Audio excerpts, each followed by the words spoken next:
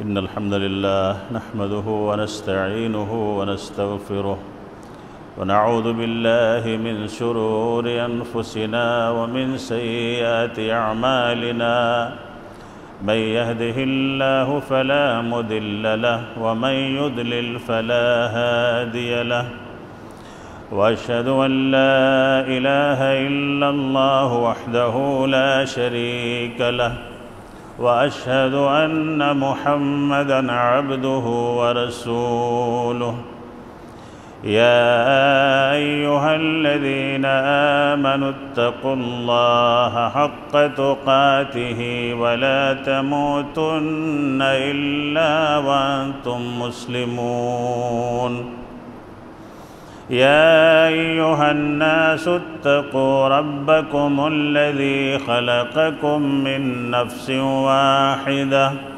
وخلق منها زوجها وبث منهما رجالا كثيرا ونساء واتقوا الله الذي تساءلون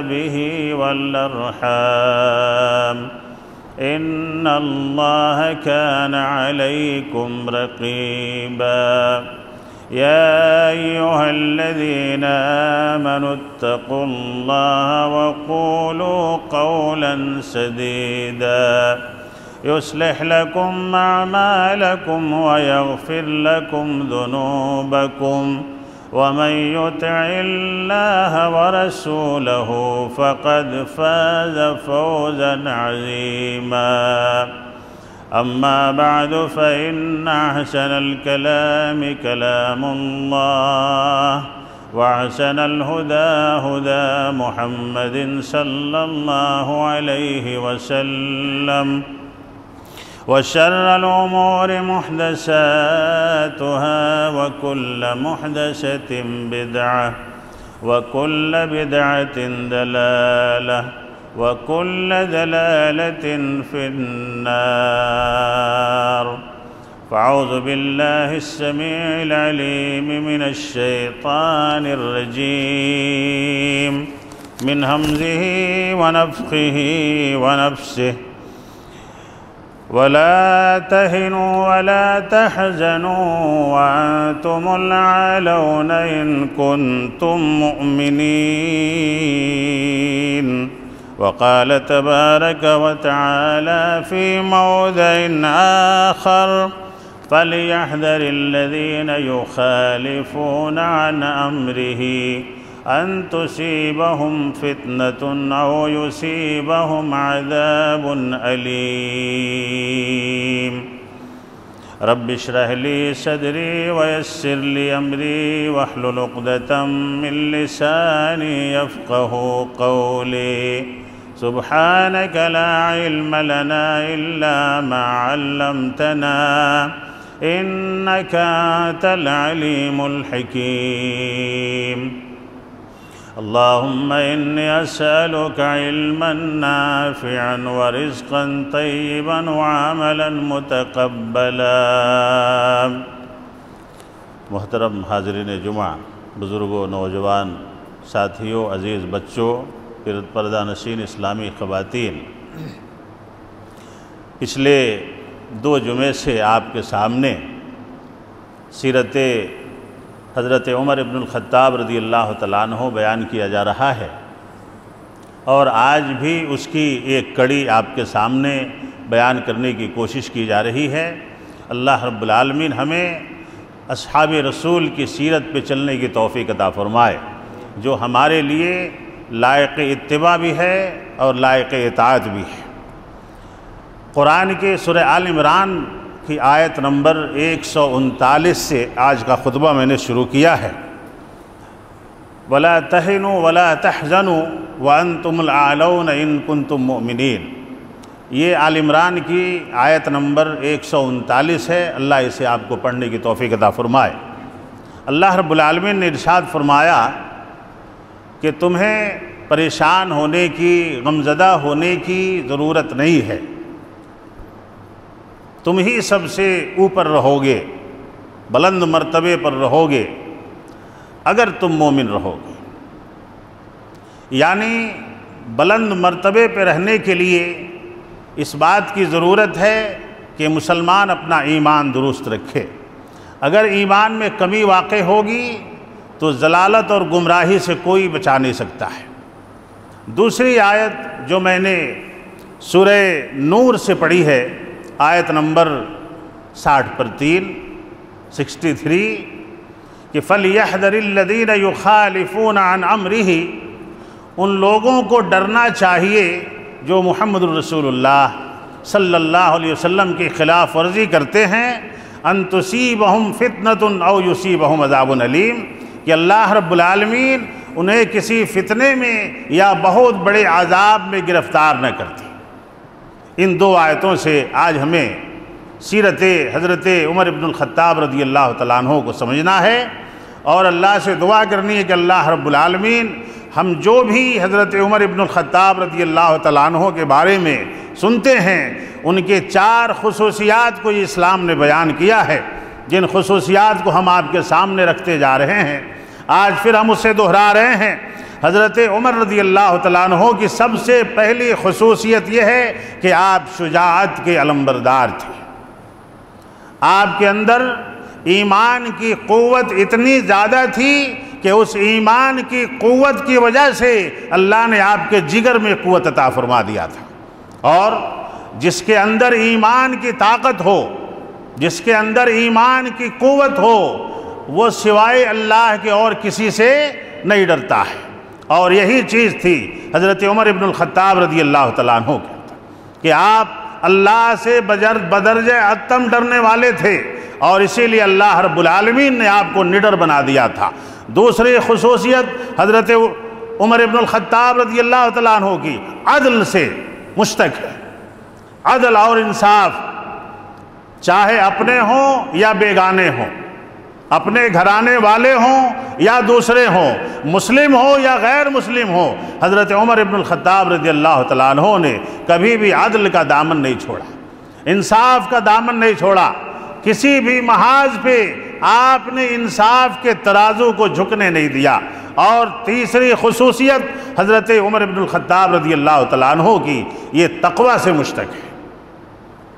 آپ اللہ سے اتنا ڈرتے تھے کہ جب شاہ ایران اور شاہ روم اور اسی طرح سے مصر کے ایلچیوں نے جب مدینے میں قدم رکھا اور حضرت عمر بن الخطاب کا پتہ پوچھا صحابہ کرام سے کہ انہیں لگا کہ کوئی مسند ہوگی، کوئی محل ہوگا، تخت و تاج ہوگا، جہاں اتنا بڑا شہنشاہ بیٹھتا ہوگا جسے عمر کہتے ہیں، جس کے پورے علاقے میں تقریباً آدھی دنیا میں جس کی طوطی بولتی تھی، آدھی دنیا کہہ لیں۔ وہ لوگ اس گمان سے تشریف لاتے تھے کہ ایک تخت ہوگا، دونوں طرف سپاہی کھڑے ہوں گے اور اس تخت پہ عمر بیٹھا ہوگا، وہاں جانے کے لیے اجازت لینی ہوگی، سنتری منتری کھڑے ہوں گے۔ لیکن جب انہیں کسی درخت کے نیچے اپنے کوڑے کو سر کے نیچے رکھ کے سوتا ہوا مسلمان کو دکھایا جاتا اور اشارہ کیا جاتا کہ یہی عمر ہیں جو خلیفۃ المسلمین ہیں، کسی درخت کے نیچے سوئے رہتے اور اللہ رب العالمین سے اپنے دور خلافت میں جو بھی گناہ ہوئے ہوں اللہ سے ان گناہوں پہ معافی مانگتے رہتے تھے، روتے رہتے تھے۔ اتنا بڑا خلیفہ ہونے کے باوجود بھی اللہ نے وہ تقوی عطا فرمایا تھا۔ اللہ ہمیں بھی وہی ڈر عطا فرمائے۔ چوتھی خصوصیت استقامت کے راہ پہ اتنا استقلال کے ساتھ جمے رہے کہ تاریخ کھنگال جائیے، نیکیاں اتنی۔ ایک مرتبہ بارش ہوئی، آسمان صاف ہو گیا، حضرت عائشہ رضی اللہ تعالیٰ عنہ محمد الرسول اللہ صلی اللہ علیہ وسلم کے پاس بیٹھی ہیں، رات کا اجالا ہے، بخاری کے حوالے سے بتا رہا ہوں۔ حضرت عائشہ رضی اللہ تعالیٰ عنہ نے محمد الرسول اللہ صلی اللہ علیہ وسلم سے آسمان کی طرف دیکھ کر کے سوال کیا۔ آسمان میں ظاہر بات ہے جب بارش ہو جاتی ہے اور آسمان صاف ہو جاتا ہے تو تارے بہت نمایاں طور سے نظر آنے لگتے ہیں، پورا آسمان صاف ہے۔ چوتھی خصوصیت بتا رہا ہوں، تقوی۔ استقامت حضرت عائشہ رضی اللہ عنہا نے اپنے سرتاج امام کائنات محمد الرسول اللہ صلی اللہ علیہ وسلم سے پوچھا، تاروں کو دیکھا اور کہا کہ اللہ کے نبی، آسمان میں جتنے تارے دکھ رہے ہیں، کیا اتنی بھی نیکیاں کسی کی ہو سکتی ہیں؟ کیا اتنی بھی نیکیاں کسی کی ہو سکتی ہیں؟ جتنے آسمان میں ان گنت تارے ہیں، کیا ایسی بھی کسی کی نیکی ہوگی جسے شمار نہ کیا جا سکے؟ محمد الرسول اللہ صلی اللہ علیہ وسلم نے فرمایا، حضرت عائشہ کو گمان تھا کہ میرے ابا کا نام آئے گا، ابو بکر صدیق رضی اللہ تعالیٰ عنہ کا نام آئے گا، لیکن محمد الرسول اللہ صلی اللہ علیہ وسلم نے فرمایا، ہاں، آسمان میں جتنے تارے تم دیکھ رہی ہو جو شمار کے قابل نہیں ہیں، اتنی نیکیاں حضرت عمر ابن خطاب کی ہیں۔ حضرت عائشہ رضی اللہ تعالیٰ عنہ نے منہ بنا لیا، چہرہ اتر گیا، کہا این حسنات ابا بکر، کہ اللہ کے نبی ابو بکر کی نیکیاں کہاں ہیں؟ ابو بکر کی نیکیاں کہاں ہیں؟ میرے ابا کی نیکیاں کہاں ہیں؟ آسمان میں تارے کے برابر اگر عمر کی نیکیاں ہیں تو میرے ابو کی نیکیاں کہاں ہیں؟ محمد الرسول اللہ صلی اللہ علیہ وسلم مسکراتے ہیں اور کہتے ہیں کہ ابو بکر کی نیکیاں ایسے کئی آسمان کے ستاروں کی ضرورت پڑ جائے گی۔ ابو بکر کی نیکیوں کی بات کرتی ہو اور پیمانہ ستاروں کو بناتی ہو، ابو بکر کی نیکیاں اتنی نہیں ہیں جن کی مثال ستاروں سے دی جا سکے، اتنے کئی آسمان کے ستارے چاہیے تمہارے بابا کی نیکیوں کی پیمائش کرنے کے لیے۔ یہ حضرت عمر ہیں۔ محمد الرسول اللہ صلی اللہ علیہ وسلم پہ جب ایمان قبول کیا، اللہ کے نبی محمد الرسول اللہ صلی اللہ علیہ وسلم نے حضرت عمر کے سینے پہ 3 بار ہاتھ مارا۔ ضرب صدر عمر بیدہ حین اسلم 3 مرات۔ جب حضرت عمر نے اسلام قبول کیا، محمد الرسول اللہ دار ارقم میں تھے، اسلام قبول کر لیا، اللہ کے نبی نے حضرت عمر کے سینے پر 3 مرتبہ ہاتھ رکھا اور کیا کہا؟ وَهُوَ يَقُولُ اللَّهُمَّ اخْرُجْ مَا فِي صَدْرِ عمر، اے اللہ عمر کے سینے سے کینہ نکال دے، عمر کے سینے سے گناہ نکال دے، عمر کے سینے سے عداوتیں نکال دے، اے اللہ برائیوں کو نکال دے اور عمر کو اسلام کا سپاہی بنا دے، عمر کو اسلام کا سپاہی بنا دے۔ محمد الرسول اللہ صلی اللہ علیہ وسلم نے فرمایا، خواب میں آپ نے دودھ پیا، بخاری کی حوالے سے دودھ اللہ کے نبی محمد الرسول اللہ صلی اللہ علیہ وسلم نے سیراب ہو کر کے پی لیا، دودھ بچ گیا اور وہ بچا ہوا دودھ حضرت عمر ابن خطاب کو اللہ کے نبی نے دے دیا اور حضرت عمر نے وہ دودھ پینا شروع کیا، پیتے رہے یہاں تک کہ آپ کے دونوں بانچھوں سے دودھ گرنے لگا۔ محمد الرسول اللہ صلی اللہ علیہ وسلم نے یہ خواب بیان کیا تو صحابہ کرام نے پوچھا کہ اللہ کے نبی اس کی تعبیر کیا ہے؟ محمد الرسول اللہ صلی اللہ علیہ وسلم نے فرمایا کہ یہ تعبیر یہ ہے کہ اللہ دینی تعلیم میں عمر کو سب سے مقدم کرنے والا علم ہے، یعنی عمر کو اللہ ہر قسم کا علم عطا فرمائے گا جسے دین کی ضرورت محسوس ہو، اور علم الانساب کے ماہر، علم الفرائض کے ماہر، قرآن کے علم کے ماہر حضرت عمر ابن خطاب رضی اللہ تعالیٰ عنہ سے جب کوئی مسئلہ پوچھا جاتا آپ بڑے تدبرانہ انداز میں اس کا جواب دیتے تھے۔ اللہ نے وہ علم عطا کیا۔ میرے دوست اور بزرگوں، اسلام قبول کرنے کے بعد دار ارقم سے اسلام باہر نکلا، مکے کے وادیوں میں پھیلا، ہجرت ہوئی، مدینہ پہنچے۔ محمد الرسول اللہ صلی اللہ علیہ وسلم کے سامنے حضرت عمر رضی اللہ تعالیٰ عنہ ہمیشہ مشرکین سے بدلہ لینے کی بات کرتے تھے۔ جہاد فرض نہیں ہوئی تھی، جہاد فرض نہیں ہوئی تھی، لیکن ایمان کی وہ طاقت جس طرح سے مکے میں مسلمانوں کو ستایا گیا تھا، حضرت عمر کے دل میں ایک ٹیس تھی کہ اللہ ہمیں بھی وہ طاقت عطا فرمائے، جس میں حضرت عمر کے ماموں پیش رہا کرتے تھے۔ سن 2 ہجری میں بدر کے مقام پہ میں بہت مختصراً آپ کے سامنے واقعات رکھتے جا رہا ہوں۔ بدر کے مقام پہ کفر اور اسلام کا پہلا معرکہ ہوا۔ یہ معرکہ، میں آپ کو ایک نقطہ بتاتا چلوں کہ یہ لڑائی غیروں میں نہیں تھی۔ آج ہم انصاف کے معاملے میں اپنے اور غیر کی تمیز کر بیٹھتے ہیں۔ یہ لڑائی آپ کسی بھی سیرت کی کتاب اٹھا کے پڑھ لیں، بدر کے مقام پہ مدینے سے آنے والے اور مکے سے آنے والے کوئی غیر نہیں تھے، کوئی چچا تھا، کوئی بھتیجا تھا، کوئی باپ تھا، کوئی بیٹا تھا، کوئی بھانجا تھا، کوئی ماموں تھا، سب آپسی رشتہ دار تھے، سب آپسی رشتہ دار تھے۔ اور مقام بدر پہ جو لڑائی ہوئی میرے دوست اور بزرگوں، اس میں فرشتوں کا نزول ہوا تھا، یہ تاریخ لمبی ہو جائے گی۔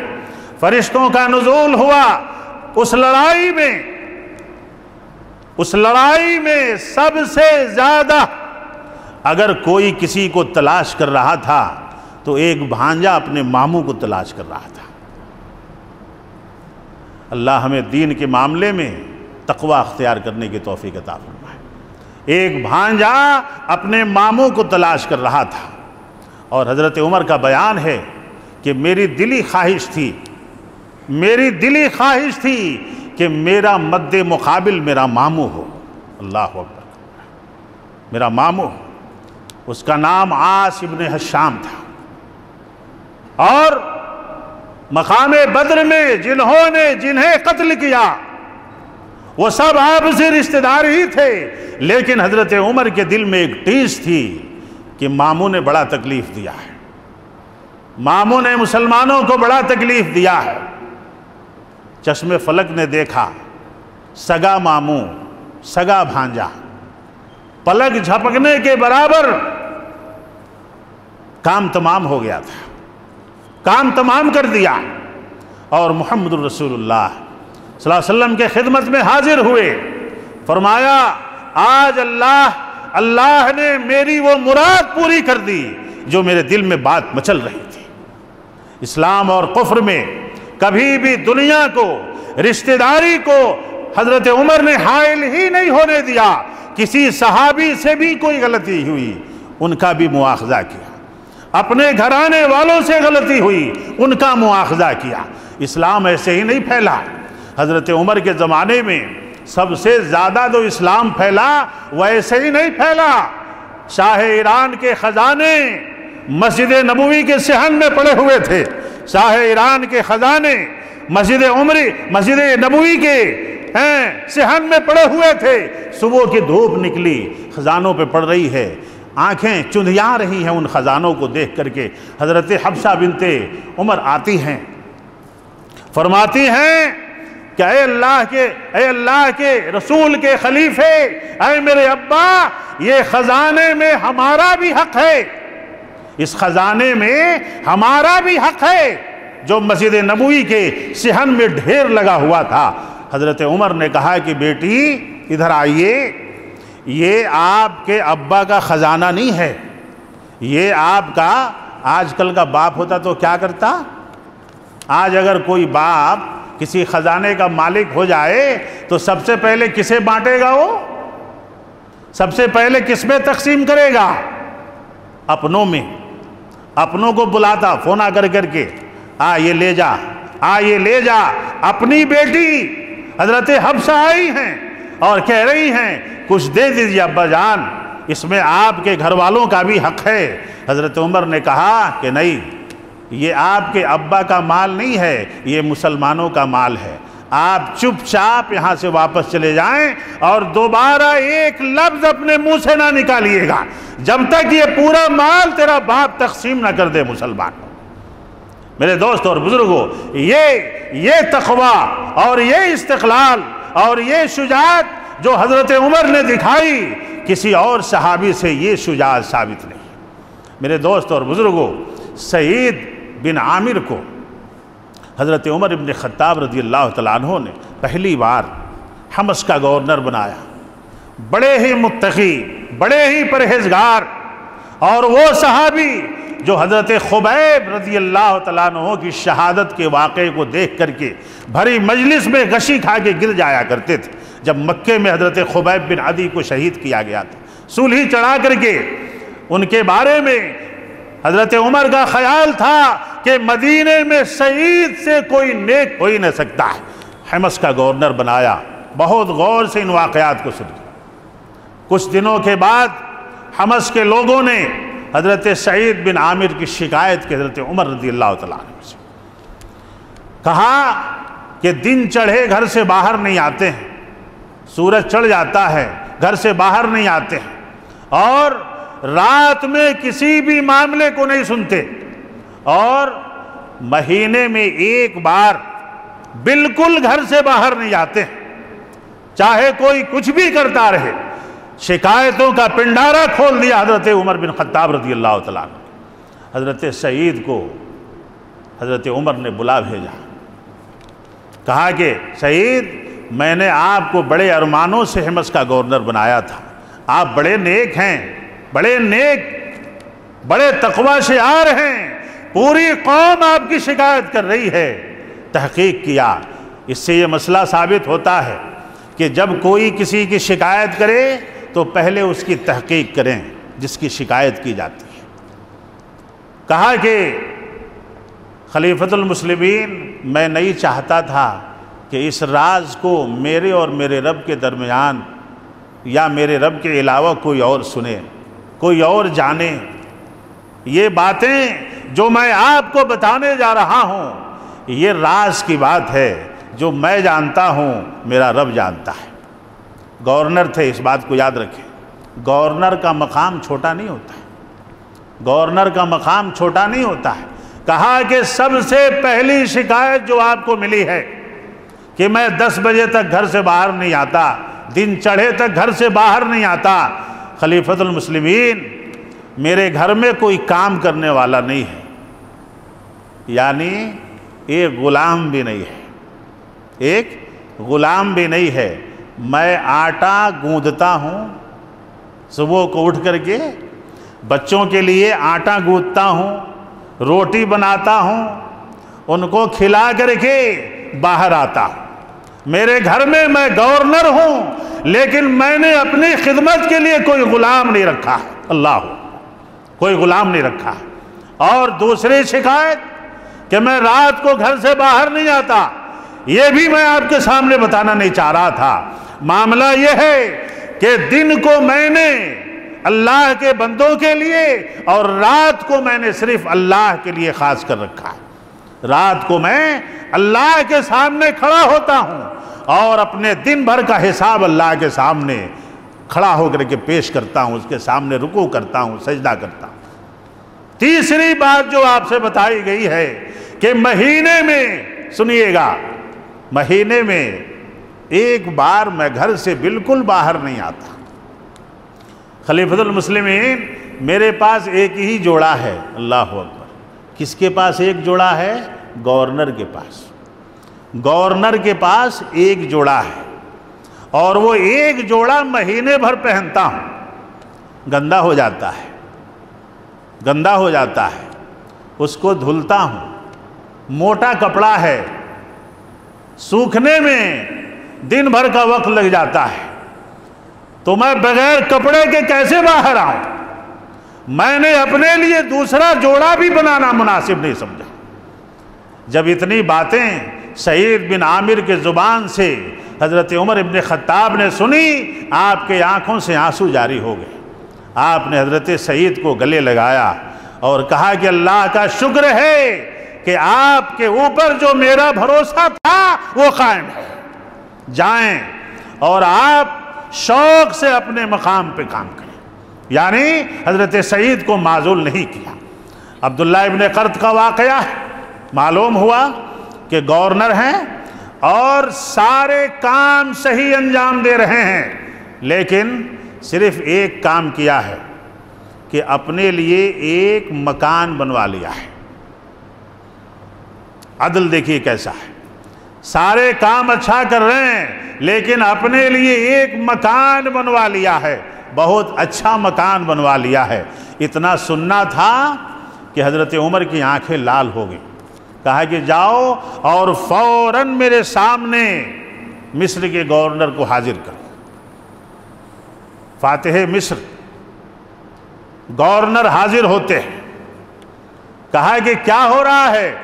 میں نے سنا ہے کہ تم نے مکان بنا لیا ہے بہت اچھا، اور لوگ تمہارے مکان کے سامنے کھڑے رہتے ہیں، تمہارا دروازہ بند رہتا ہے۔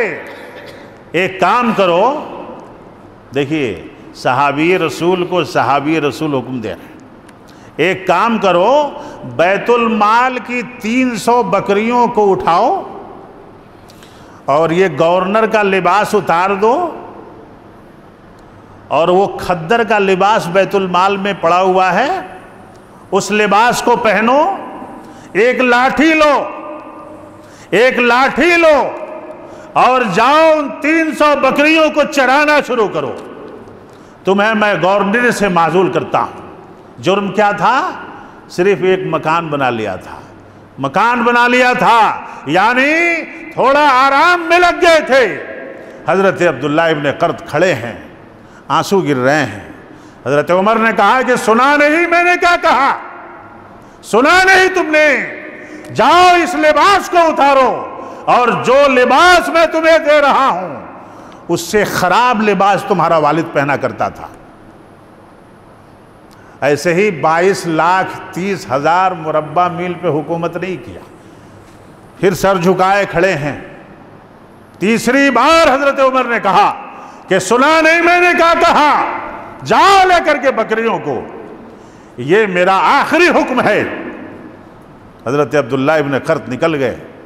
چند دنوں کے بعد پھر حضرت عمر نے ان کو بلایا، کہا کہ مجھے اندازہ ہے، مجھے لگ رہا ہے کہ تمہارا دماغ ٹھیک ہو گیا ہوگا، اب تم عیش و عشرت کی زندگی نہیں گزارو گے، اب جاؤ میں تمہیں مقام گورنری پہ فائز کرتا ہوں، اب جاؤ اور لوگوں میں عدل و انصاف قائم کرو، لوگوں کو آرام پہنچاؤ، لوگوں کو اطمینان پہنچاؤ۔ میں نے تمہیں آرام کے لیے، تمہارے آرام کے لیے تمہیں گورنر نہیں بنایا۔ میرے دوست اور بزرگوں، یروشلم فتح ہو رہا تھا، یروشلم فتح ہو رہا تھا۔ فاتح القدس ہیں، فاتح القدس کس کا نام ہے؟ حضرت عمر ابن خطاب رضی اللہ عنہ۔ یروشلم فتح ہو رہا ہے، اونٹ پہ کبھی غلام کبھی آقا، کبھی غلام کبھی آقا، باری باری سے۔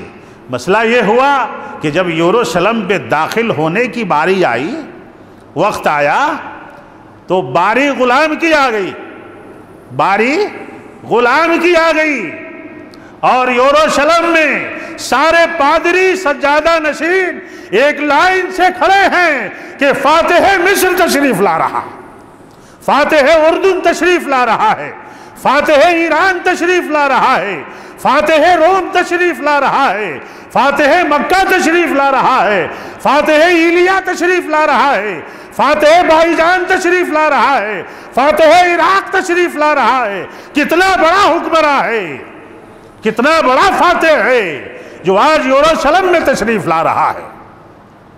جب یروشلم کے دروازے پہ پہنچے، داخلے کی بات آئی، کہا اب تمہاری باری ہے۔ اتر گئے اونٹ سے، کہا کہ اب تمہاری باری ہے، کیا کریں، یہ اللہ کی مصلحت ہے۔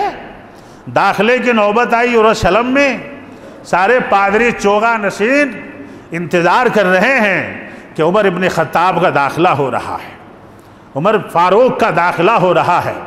سبوں نے سر جھکا لیے تھے۔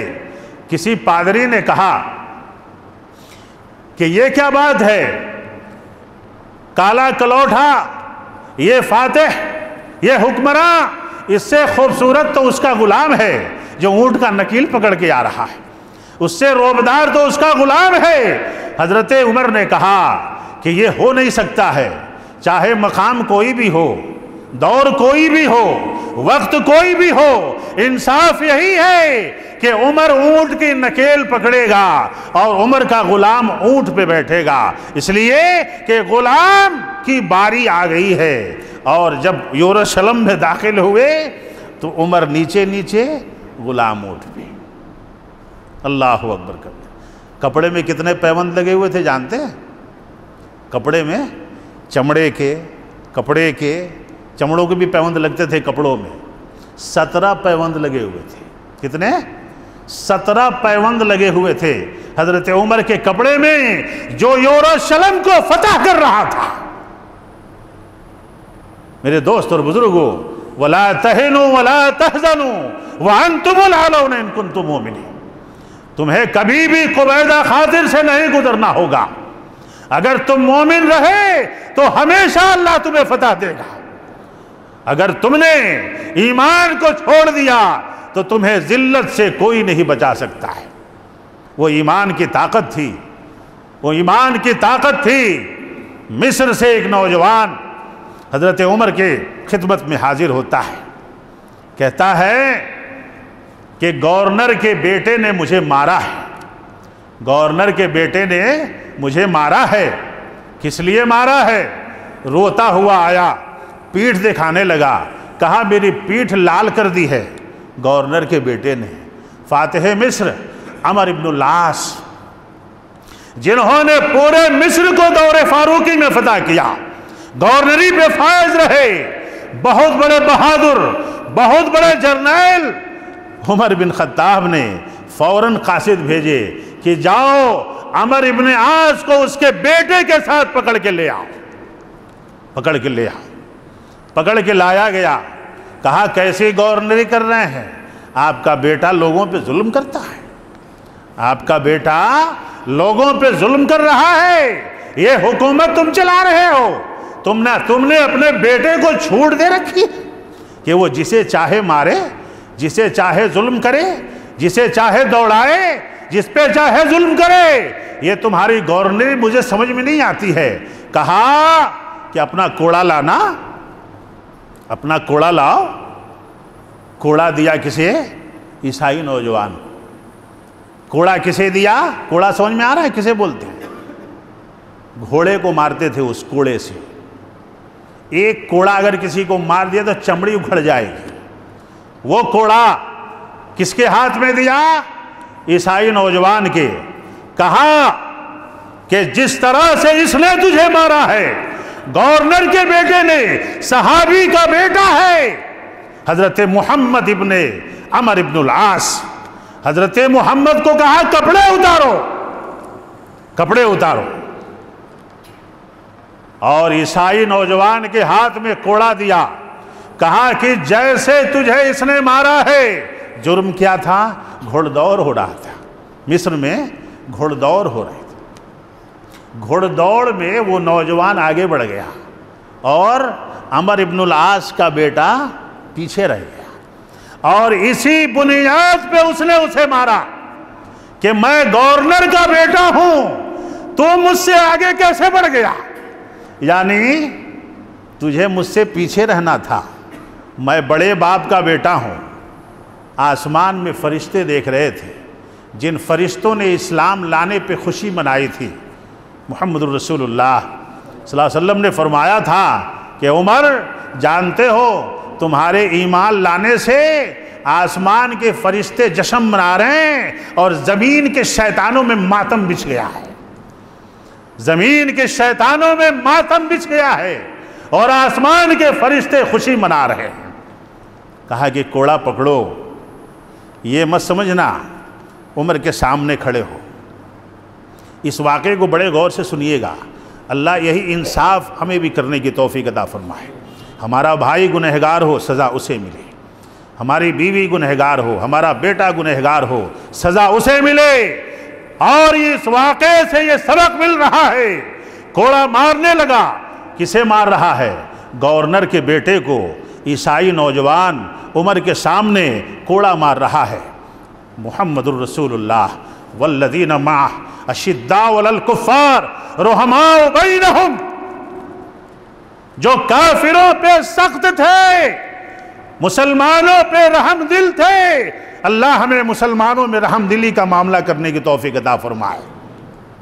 لیکن جہاں اسلام کا ترازو گڑبڑ ہوا، آج تو ہمارا بیٹا غلطی کرے اور کسی غریب کا بیٹا اگر مظلوم ہے تو پٹائی غریب کے بیٹے کی ہوگی، محاسبہ غریب کے بیٹے کا ہوگا. ہمارا بیٹا غلط نہیں ہو سکتا، اس لیے کہ ہم روب والے ہیں، دبدبے والے ہیں. یہاں گورنر کے بیٹے کی پیٹھ ہے اور مظلوم کا کوڑا ہے. مارنے لگا، پیٹھ لال ہو گئی.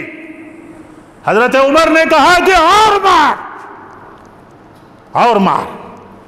جب تک تو تھک نہیں جاتا اس وقت تک مار کہ اس کے دماغ سے گورنر کے بیٹے ہونے کا بھوت نکل جائے۔ اور جب اسے مار لیا تب حضرت عمر نے کہا، ساری سیرت کے کتابوں میں یہ واقعہ درج ہے، کہا کہ اب اس کے باپ کو مار، اب اس کے باپ کو مار۔ کون تھے؟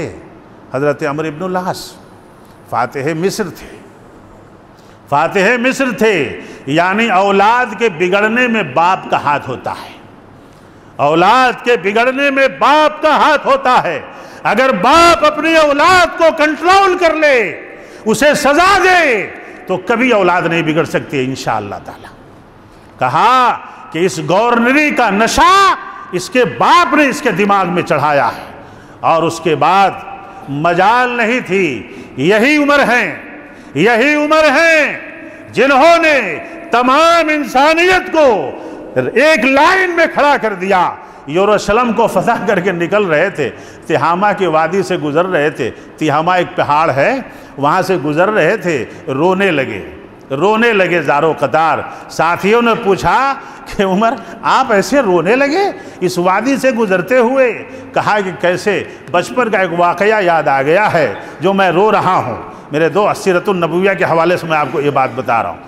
کہا کہ کیوں، کیا ہوا تھا بچپن میں؟ کہا تو میرے باپ کے ساتھ میں اس وادی سے گزر رہا تھا، 5 اونٹ تھے، اور میرے باپ نے مجھ سے کہا کہ 5 اونٹ کو لائن میں کھڑا کرو، ایک لائن میں کھڑا کرو۔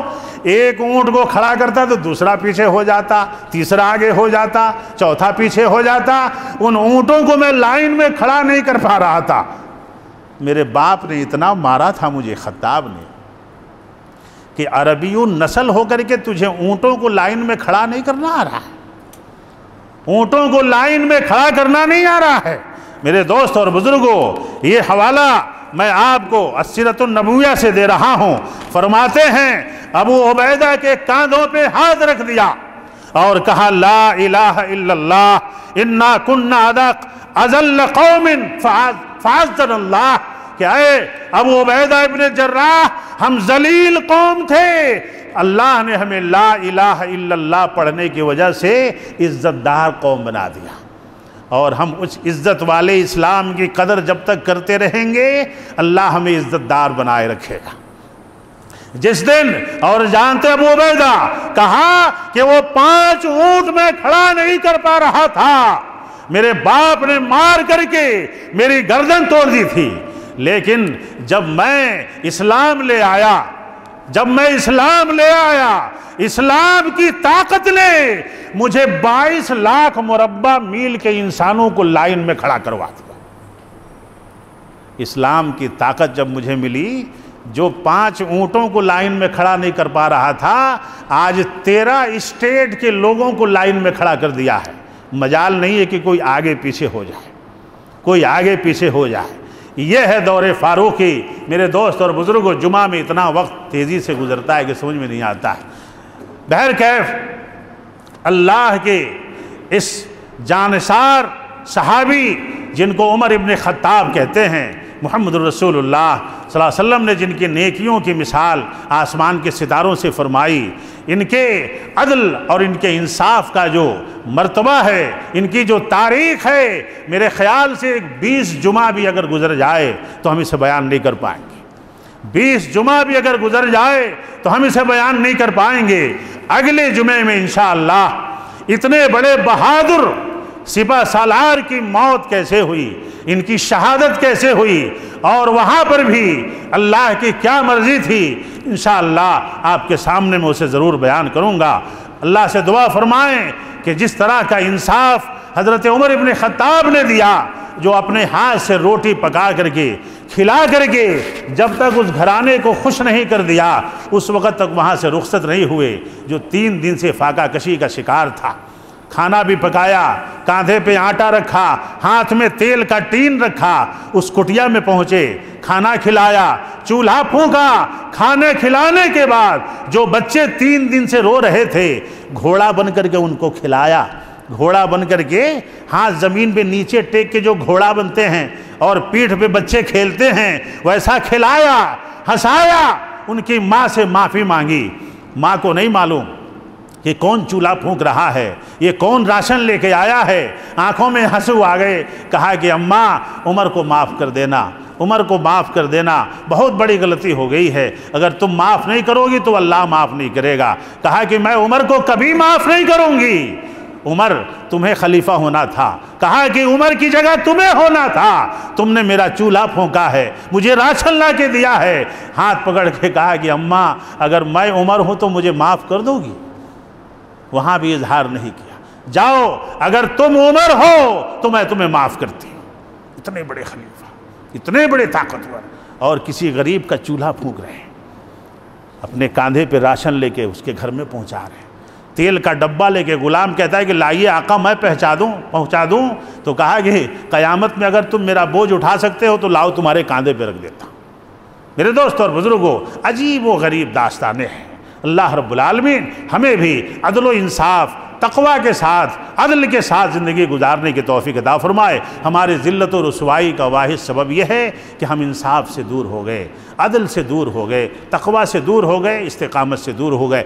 جب تک ہمارے اندر یہ چیزیں واپس نہیں آئیں گی، جب تک ہماری عزت بحال نہیں ہو سکتی ہے۔ سیرت صحابہ پہ اللہ ہمیں چلنے کی توفیق عطا فرمائے، صحابہ کی اتباع میں اللہ ہماری زندگی گزارنے کی توفیق عطا فرمائے، منہج صحابہ پہ اللہ ہمیں چلنے کی توفیق عطا فرمائے۔ آمین۔ اقول قولی ھذا استغفر اللہ لی ولکم ولسائر المسلمین انہ تعالی جواد کریم الرؤوف الرحیم۔